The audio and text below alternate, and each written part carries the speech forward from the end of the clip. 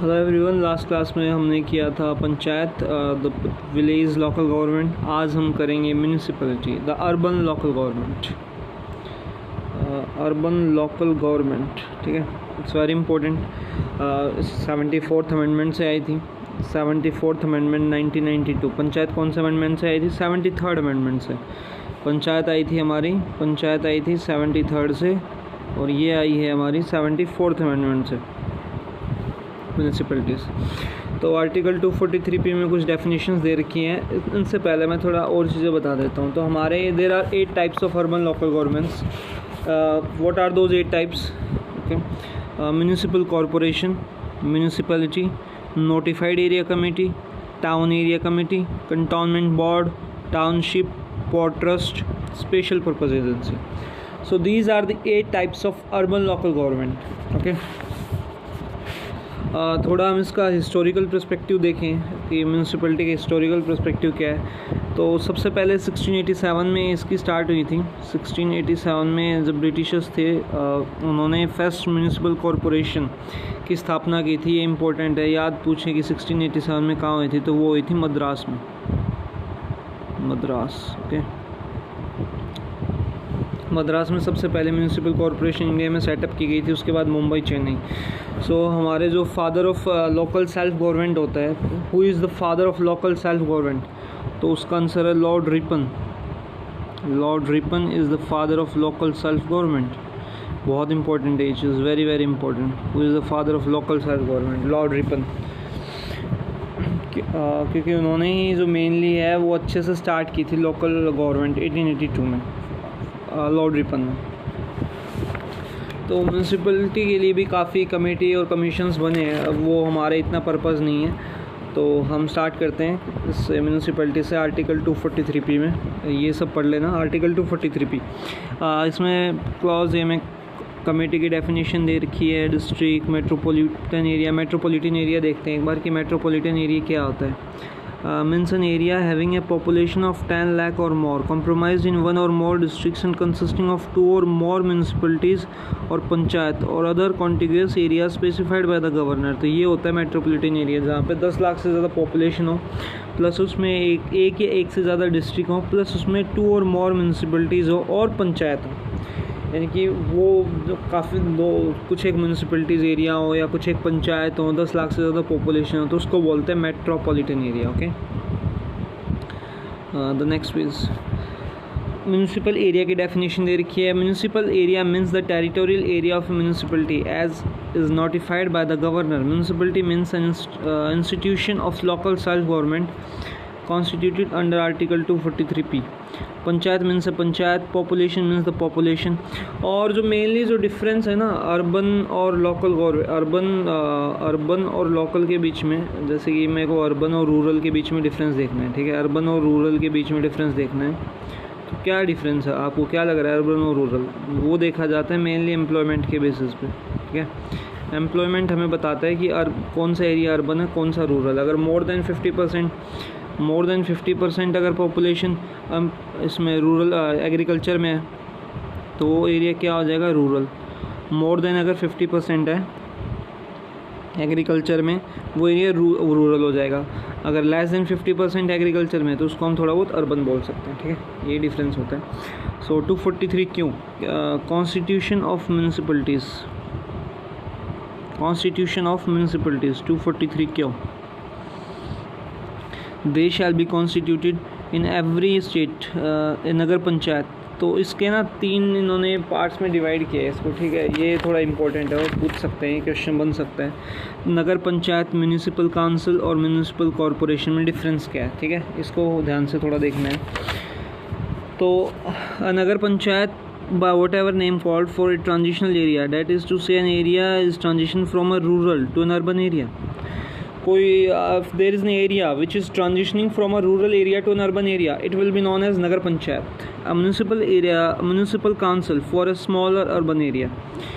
If there is an urban area but it is small in size, by the size I mean the land, and also mainly it is by population, so it will be a municipal council.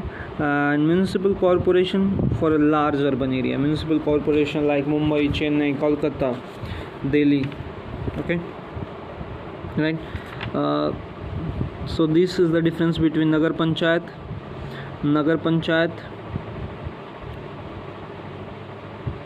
It is very important. Okay, Nagar Panchayat, municipal council and municipal corporation. Provided that a municipality under this cause may not be constituted in such urban area or thereof as governor may have regard to the size of the area and the municipal service being provided or purpose to be provided by the industrial establishment in that area, and such other factors as he may deem fit by public notification specified to be an industrial township. So I was telling you about the township, बताया था ना इसमें 8 types होते हैं, 8 types ये रहा township. सो township ये भी एक टाउनशिप भी इसी के अंदर आता है, अर्बन लोकल गवर्नमेंट के अंडर. ठीक है, म्यूनसिपलिटी नहीं होगी वहाँ, इंडस्ट्रियल टाउनशिप होगी. सेकंड देखते हैं. In this article a transitional area, small urban area and a large urban area having such area means such area as the governor may have regard to the population of the area and the density of the population. Density कैसे count होती है कि कितने particular like जैसे ऐसा होता है I think 1 square kilometre है इतना, 1 square I think square kilometre है कि उसमें कितने लोग रहते हैं, उसके बेसिस पे पॉपुलेशन डेंसिटी आती है. I am not sure about it. And the population you know very well, number of peoples living in a particular area is population. The revenue generated for local administration, percentage of employment in non-agriculture activities, economic importance, such other factors. तो ये सब factors को count करके आप पता लगाते हो कि वो transitional area, urban area या local area, rural area है. ठीक है. Composition of municipalities.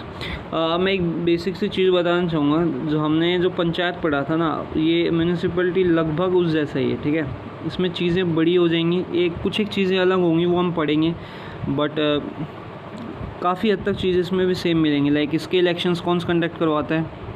म्यूनसिपलिटी के इलेक्शन भी स्टेट इलेक्शन कमीशन ही करवाता है. ठीक है, स्टेट इलेक्शन कमीशन ही इसके वो इलेक्शन करवाता है. और इसके अलावा इसका जो ऑडिटिंग वगैरह है वो भी स्टेट लेजिस्लेचर डिसाइड करती है म्यूनसिपलिटी का भी. ठीक है, इसका भी जो फाइनेंस वगैरह है वो भी इसके लिए भी स्टेट फाइनेंस कमीशन काम करता है. म्यूनसिपलिटी के लिए भी, पंचायत के लिए भी दोनों काम कर रहे थे, इसके लिए भी दोनों काम करते हैं. ठीक है, तो ये चीज़ें इसमें सेम है. तो हम देखेंगे आगे और क्या कुछ आगे. Composition of municipalities. save as provided in clause 2, all the seats in a municipality shall be filled by a person chosen by direct elections from the territorial constituencies in the municipal area and for this purpose each municipal area shall be divided into territorial constituencies known as wards. तो ये important है कि ward क्या होता है. ठीक है, जो म्यूनसिपलिटी के चुनाव के लिए उस जो टेरिटोरियल उस एरिया को टेरिटोरियल कॉन्स्टिट्यूंसीज में बांटा जाएगा. ठीक है, जो टेरिटोरियल एरिया होगा, एरिया को टेरिटोरियल कॉन्स्टिट्यूंसीज में बांटा जाएगा और उस कॉन्स्टिट्यूंसी को हम बोलेंगे वार्ड. ठीक है, इट्स वेरी इंपॉर्टेंट. जैसे आपने सुना होगा कि 10 नंबर वार्ड से ये खड़ा है, 11 नंबर वार्ड से ये खड़ा है, तो उन सभी वार्ड से एक कमेटी जीत के लोग जाएंगे, वो अपना एक प्रेसिडेंट चुनेंगे जिसको मेयर बोला जाता है. ठीक है, उसको बोलते हैं मेयर.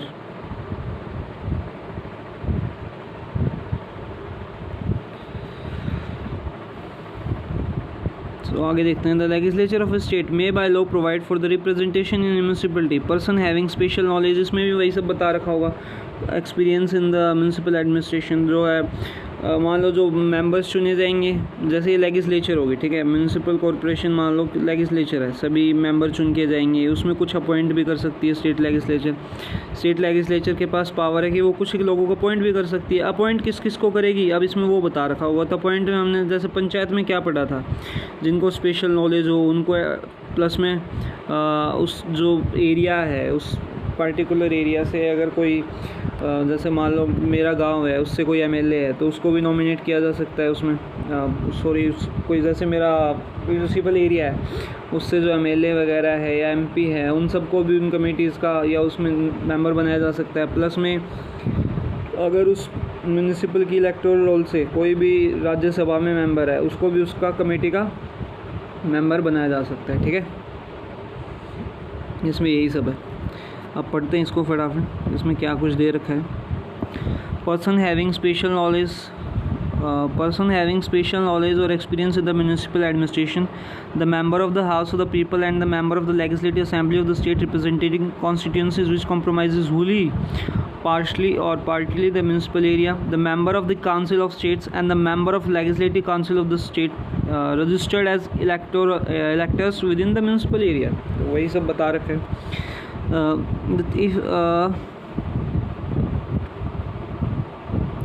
फॉर में दे रखा है the chairpersons of the committee constituted under clause 5 of the article 243s provided that the person referred to in paragraph 1 shall have the right to vote in the meeting in the municipality. तो इसमें बोला है कि provided that the person referred to in paragraph first, ये paragraph first है, ठीक है। तो इसको राइट टू वोट होगा, बाकी इन सब को इसमें लिखा है shall not have the right to vote, तो इसको राइट टू वोट नहीं होगा क्योंकि इलेक्ट नो की नहीं है, ये नॉमिनेट हो गया है, ठीक है। इसको नॉमिनेट किया गया है स्टेट लेजिस्लेचर द्वारा, तो इसको राइट टू वोट जो है वो नहीं होगा, ठीक है। राइट टू वोट नहीं होगा इसको भाई साहब के पास, ध्यान रहे चीज़। By the manner of election of chairperson of municipality, तो इसमें अब बता रखा है कि किस मैनर में वो सब होगा, ठीक है।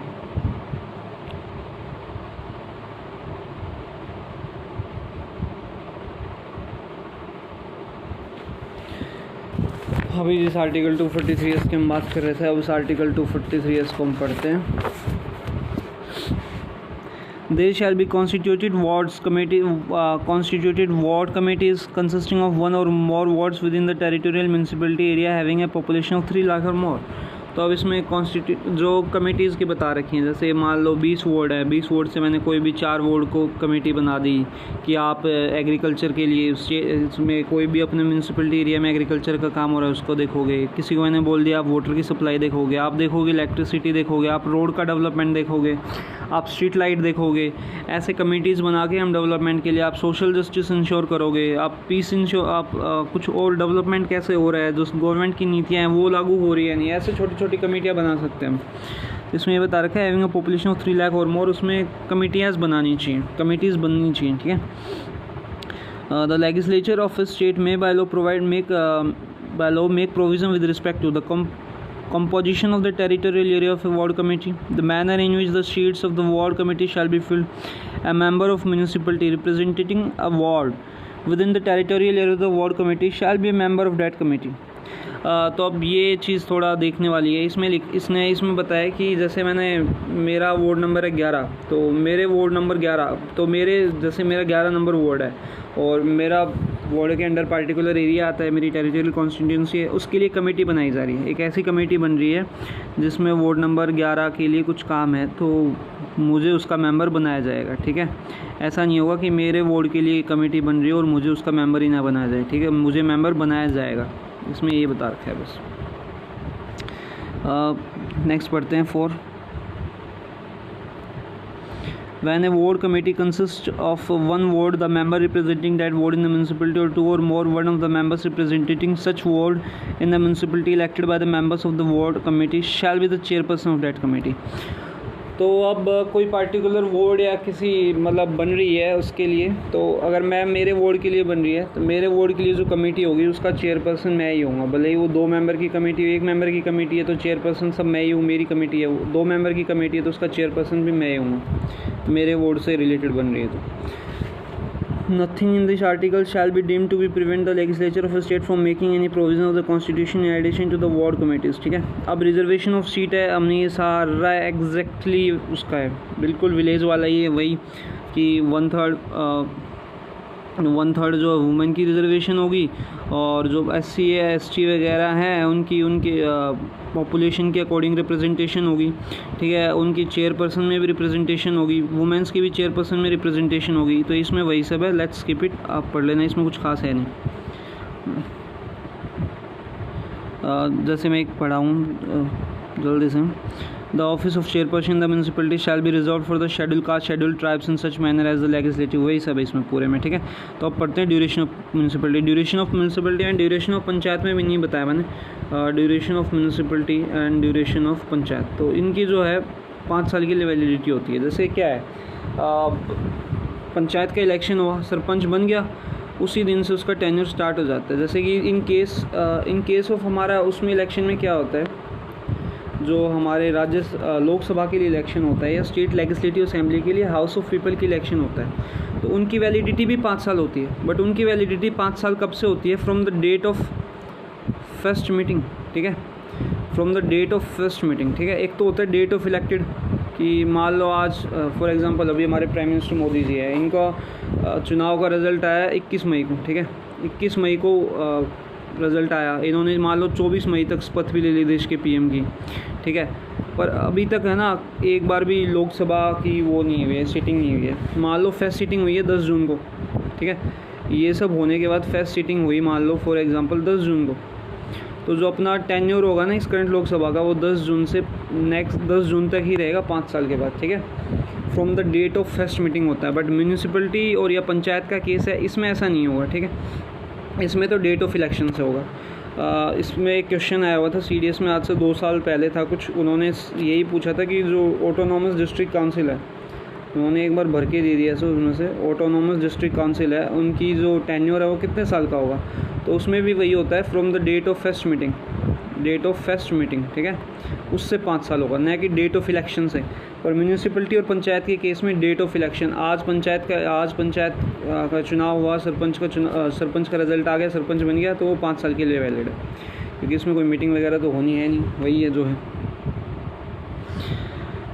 तो इसमें भी वही होगा। इसमें वैसे पार्टिकुलरली इन्होंने मेंशन नहीं कर रखा है कि डेट ऑफ इलेक्शन से होगा या डेट ऑफ मीटिंग से होगा, तो मान के चलते हैं कि वो इन्होंने मेंशन नहीं कर रखा, तो मान के चलते हैं कि डेट ऑफ इलेक्शन से होगा, क्योंकि अगर मेंशन करते थे तो बोलते थे कि डेट ऑफ फर्स्ट मीटिंग से 5 साल की वैलिडिटी होगी, बट इन्होंने अभी ऐसा कुछ मेंशन दोनों ही नहीं कर रखे, तो मान के पर ये चलेंगे कि डेट ऑफ इलेक्शन से है, ठीक है। पढ़ते हैं इसको। Every municipality unless sooner dissolved, every municipality unless sooner dissolved under any law for the time being in force shall continue for 5 years from the, okay, so I was wrong here, right, it is mentioned here, shall continue for the 5 years from the date appointed for its first meeting and no longer। तो I think ये पंचायत के case में होता है, let me check.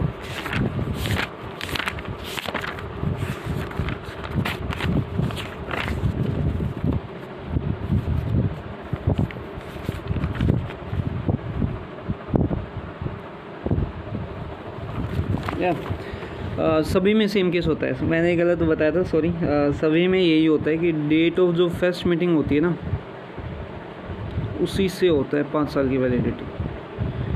अब तक जितने भी केसेस आए हैं, कोई स्पेशल केस आएगा जहाँ पे डेट ऑफ इलेक्शन से होगा, वो मैं मेंशन कर दूंगा, बट भले ही अब तक जितने भी आए हैं, जैसे कि पंचायत में भी यही था, मैंने शायद गलत पढ़ लिया कहीं, I am sorry about that.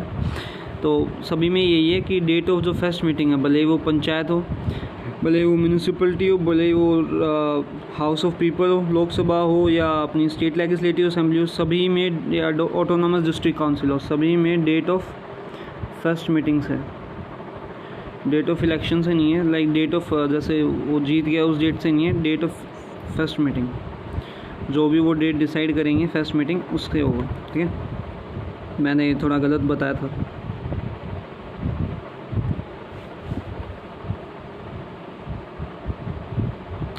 So it's very important, date appointed for इस first meeting and no longer, क्योंकि इससे भी क्वेश्चन आया हुआ है कि कब तक उसकी वैलिडिटी होगी, तो date of first meeting and no longer, ठीक है।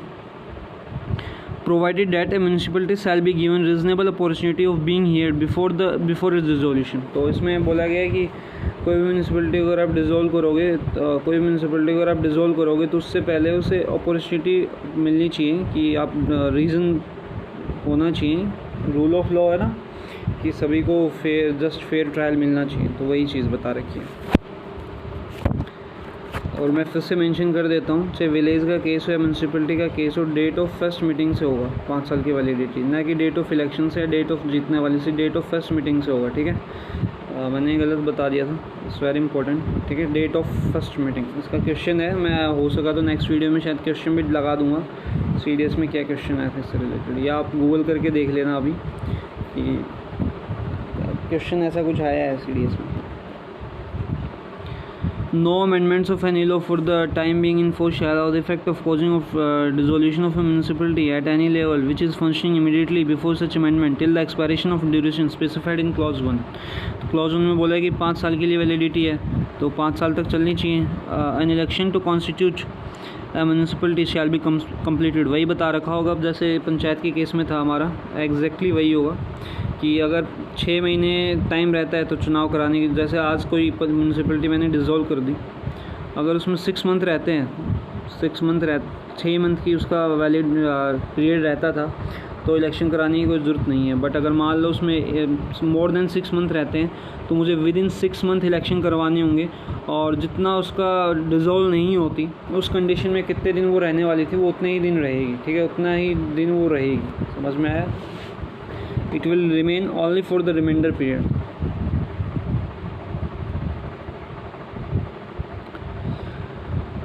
इसमें वही सब बता रखा है. ये वही है फिर. Municipality constituted upon the dissolution of municipality before the expiration of shall continue only for the remainder of the period for which the dissolved municipality would have continued under clause 1 had it not been so dissolved.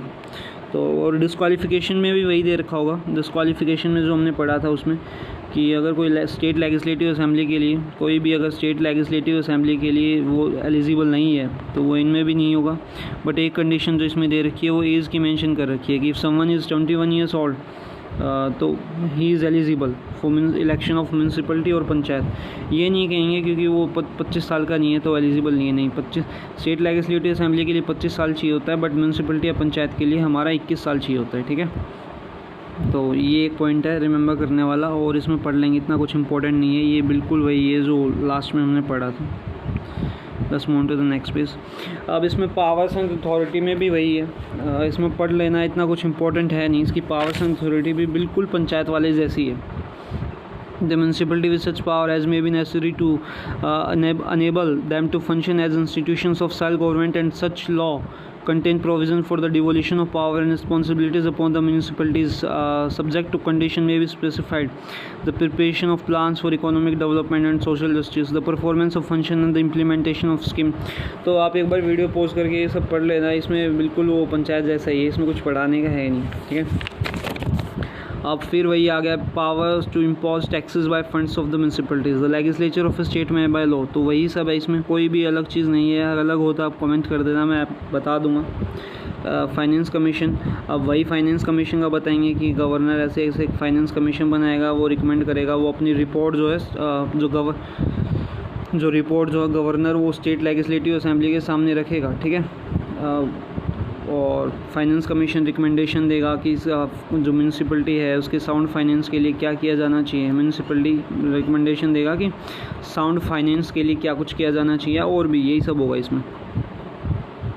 अगर आप फटाफट इसको पढ़ लेना, इसमें कुछ नहीं है. वीडियो पॉज करके एक बार, जैसे ये दे रखा है, the governor shall cause every recommendation made by the commission under the article together with an explanatory memorandum to the action laid before the legislature of the state. Finance commission report देगा, वो सब करेंगे. ठीक है, और finance आप पूछे ना कोई कि अगर अपना कंसोलिडेटेड फंड ऑफ स्टेट होता है वो कैसे बढ़ता है with between municipality and state legislature and panchayat, तो इन तीनों के बीच वो कैसे बढ़ता है ये डिसाइड करता है फाइनेंस कमीशन. ठीक है, let's move to the next page. Audit of account of municipalities, इसमें भी वही है कि audit of account of municipalities में भी वही है कि कौन करेगा ऑडिट, जो स्टेट लेजिस्लेचर उसको अपॉइंट करेगी. With respect to the maintenance the state legislature of state में बाय लॉ मेक प्रोविजंस. ठीक है, इलेक्शन टू द म्यूनसिपलिटीज़ में भी वही है. The superintendence direction control election commission refer to in article 243K. ठीक है, इसमें भी वही है. अप्लीकेशन टू यूनियन टेरिटरीज में भी वही सेम चीज़ है जो हमने पंचायत के केस में पढ़ी थी. इसमें कुछ अलग नहीं है, एक बार आप पढ़ के देख लेना इसको पॉज करके सब. ठीक है, ये सब पढ़ लेना, इसमें कुछ भी नहीं है. Part not to apply certain areas, ये इंपॉर्टेंट है. ठीक है, ये हमेशा इंपॉर्टेंट होता है, इससे क्वेश्चन बनता है क्योंकि बिकॉज इट इज़ एक्सेप्शन, और एक्सेप्शन हमेशा पूछे जाते हैं. तो एक बार इसको पढ़ लेते हैं कि किस किस पार्ट में म्यूनिसिपलिटी अप्लाई नहीं होती है. Nothing in this part shall apply to the scheduled areas referred to clause 1 and the tribal areas referred to in clause 2 of article 244. Nothing in this part, उसमें वही जैसे दे रखा ना, schedule areas refer to in clause 1 and the tribal areas refer to in clause 2 article 244. Second clause दे रखा है, nothing in this part shall be constructed to affect the function and power of the Darjeeling Gorkha hill council. Nothing in this part shall be constructed to affect the function and power of Darjeeling Gorkha hill council. Darjeeling Gorkha hill council हमारा पंचायत में भी mention था कि Darjeeling Gorkha hill council के उसमें ना 3 level पे थी ना हमारी जो पंचायत थी, इंटरमीडिएट, डिस्ट्रिक्ट लेवल और विलेज लेवल. तो इसमें जो बहुत डिस्ट्रिक्ट लेवल में बोला गया था कि दार्जिलिंग गोरखा हिल, वैसे ही कोई भी म्यूनसिपलिटी भी इसको इफेक्ट नहीं करेगी दार्जिलिंग गोरखा हिल को, ठीक है. इसमें बस वही दे रखा है और कुछ नहीं है. Note with standing anything in this constitution, Parliament may by law extend the provision of this part to the scheduled area and tribal areas referred to in clause 1 subject to such exceptions. वही सब है इसमें. Committee for district planning, ये एक इसमें अलग चीज़ है, ये हम पढ़ते हैं, ये थोड़ा इंपॉर्टेंट है. कितना इंपॉर्टेंट है वो पढ़ के पता चलेगा. There shall be constituted in every state at the district level of a district planning committee to consolidate the plans prepared by the panchayats and the municipalities in the district and to prepare a draft development for the district as a whole. तो इसका क्या मतलब है, इसमें दे रखा है कि committee, district planning committee होगी जो कंसोलिडेट करेगी प्लान्स, जो पंचायत और जो म्यूनसिपलिटी दोनों मिलकर प्लान बनाएंगी ना, पंचायत अपने लिए बनाएगी, म्यूनसिपलिटी अपने एरिया का बनाएगी, उसको जो डिस्ट्रिक्ट प्लानिंग कमेटी है, जो डिस्ट्रिक्ट प्लानिंग कमेटी है उस प्लान को कंसोलिडेट करेगी और उस पर काम करेगी डिस्ट्रिक्ट के प्लानिंग के लिए. The legislature of A state में वालों में provision the commission the composition of district planning committee, the manner in which seat of the committee should be filled, provided that not less than 4/5 of the total number of the member of such committees shall be elected and from amongst the elected members of the panchayat of district level and the municipality in the district in proportion to the ratio between the population of the rural areas and the urban areas.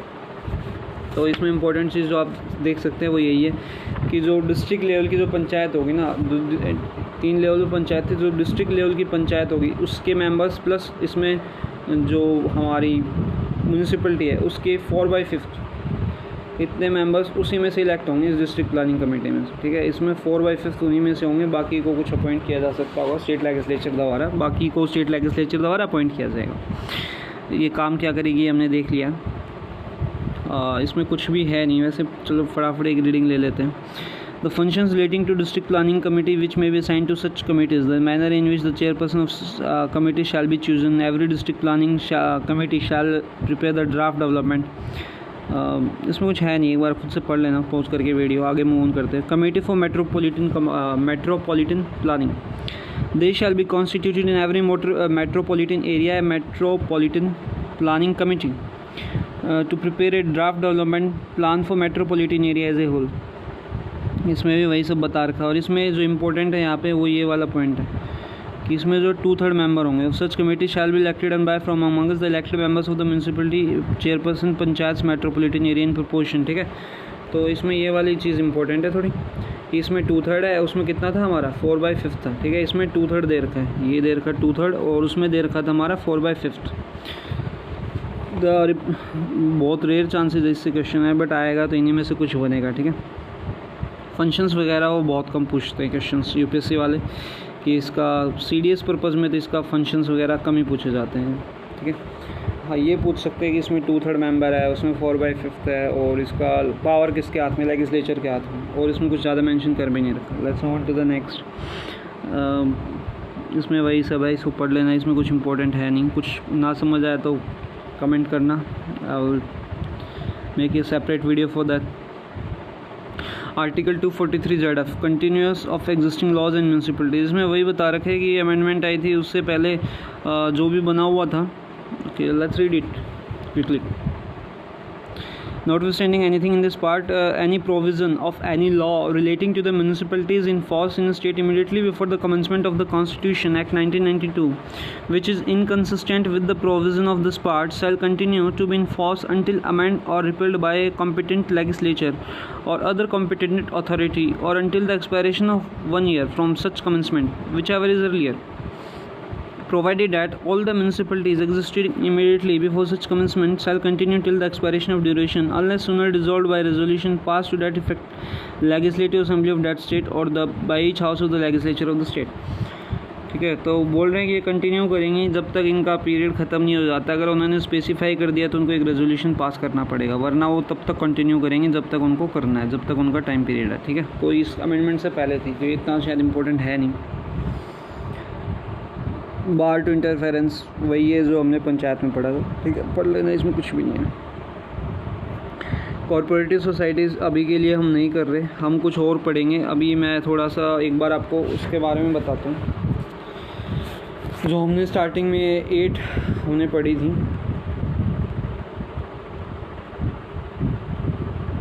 इसके बारे में पढ़ते हैं। ये important है। Municipal corporation में एक बार इनको फटाफट थोड़ा सा एक्सप्लेन कर देता हूँ। स्टेट में आपने कई बार देखा होगा कि जो म्यूनिसिपल कमिश्नर है उसके, और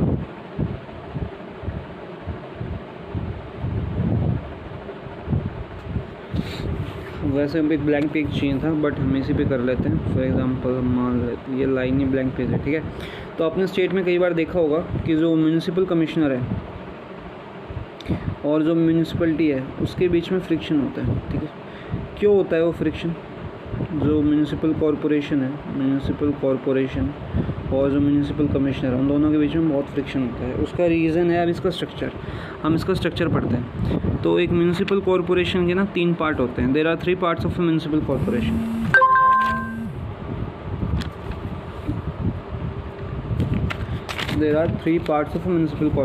ठीक है, इसमें 3 अथॉरिटीज़ होती हैं। 3 अथॉरिटीज़ कौन सी होती हैं? Let's read about these authorities. 3 authorities are there. The council, municipal corporation की 3 अथॉरिटीज़ होती हैं। तो एक होती है काउंसिल, इनकी अपनी काउंसिल होती है, ये इनका लेजिस्लेटिव पार्ट है, लेजिस्लेटिव। ठीक है, एक होता है इनका स्टैंडिंग कमिटीज़, जो कमेटियाँ बनती हैं जो इलेक्ट होके आते हैं उन मेंबर्स की, और एक इनका बनता है लास्ट कमिश्नर, म्यूनिसिपल कमिश्नर। तो होता क्या है कि जैसे जो काउंसिल है ना, वो तो इलेक्टेड मेंबर्स है, स्टैंडिंग कमेटियाज़ भी उन्हीं में से बनती हैं, कुछ उसमें नॉमिनेटेड मेंबर्स होते हैं। बट जो म्यूनिसिपल कमिश्नर है उसको अपॉइंट करती है स्टेट गवर्नमेंट। जनरली वो एक IAS ऑफिसर ही होता है, IAS रैंक का ऑफिसर होता है वो, जो म्यूनिसिपल अपना कमिश्नर होता है। ठीक है, मेयर और म्यूनिसिपल कमिश्नर में क्या डिफरेंस है, ये बहुत इंपॉर्टेंट है। मेयर तो क्या होता है, जैसे जो म्यूनिसिपलिटी वाइज का इलेक्शन हुआ, जो सभी वार्ड से मेंबर आए, वो सब मिलके अपना एक प्रेसिडेंट चुनते हैं, उस प्रेसिडेंट को बोला जाता है मेयर। और म्यूनिसिपल कमिश्नर क्या होता है, जैसे ये फॉर एग्जांपल इसको बोल सकते हैं PM, it is the president, it is the executive part, it is the legislative part. तो ये मेयर हो गया। ठीक है, और जो म्यूनिसिपल कमिश्नर है उसको अपॉइंट किया जाता है स्टेट गवर्नमेंट द्वारा। तो अब दिक्कत फ्रिक्शन कब आता है? फ्रिक्शन तब आता है, फॉर एग्जांपल अब जैसे म्यूनिसिपलिटी के चुनाव हुए, तो म्यूनिसिपलिटी के चुनाव तो जीत लिए अपने BJP ने। ठीक है, और स्टेट में गवर्नमेंट है कांग्रेस की, तो कांग्रेस तो अपना मनपसंद IAS लगाएगी।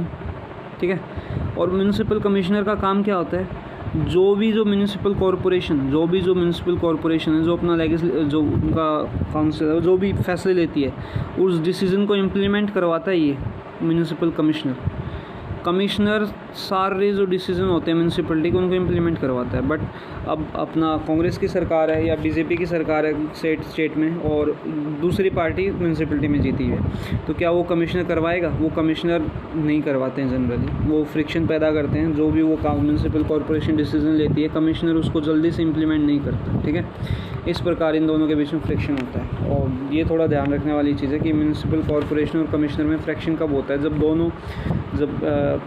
डिफरेंट गवर्नमेंट से आ रहा हो। ठीक है, स्टेट में डिफरेंट गवर्नमेंट हो और जो म्यूनिसिपल कॉरपोरेशन है वो दूसरे पार्टी से रिलेटेड हो, तब उन दोनों में फ्रिक्शन रहता है। और थोड़ा ये ध्यान रखना कि मेयर और म्यूनिसिपल कमिश्नर में क्या डिफरेंस है। ठीक है, ये भी इम्पोर्टेंट है for knowledge. I don't know exam purpose से है या नहीं। और हमने उन सब की बात करी दी थी। म्यूनिसिपलिटी नोटिफाइड एरिया कमेटी, जो 8 अर्बन लोकल बॉडीज़ है, उनका नहीं आता है कभी, तो उनका कुछ खास पर्पज़ है नहीं। ठीक है, इतना ही करते हैं हम इसमें। नेक्स्ट जो वीडियो होगी उसमें हम करेंगे सारे कॉन्स्टिट्यूशनल बॉडीज़। नेक्स्ट जो भी अब वीडियो आएगी उसमें हम सारे कॉन्स्टिट्यूशनल बॉडीज़ करेंगे, अपना कैग वगैरह, attorney general, UPSC, election commission, जो भी अपने OBC जो भी अपने नेशनल कमीशन है फॉर OBC SC ST, इसके अलावा बाकी सब जो भी बॉडीज़ होंगी। Thank you.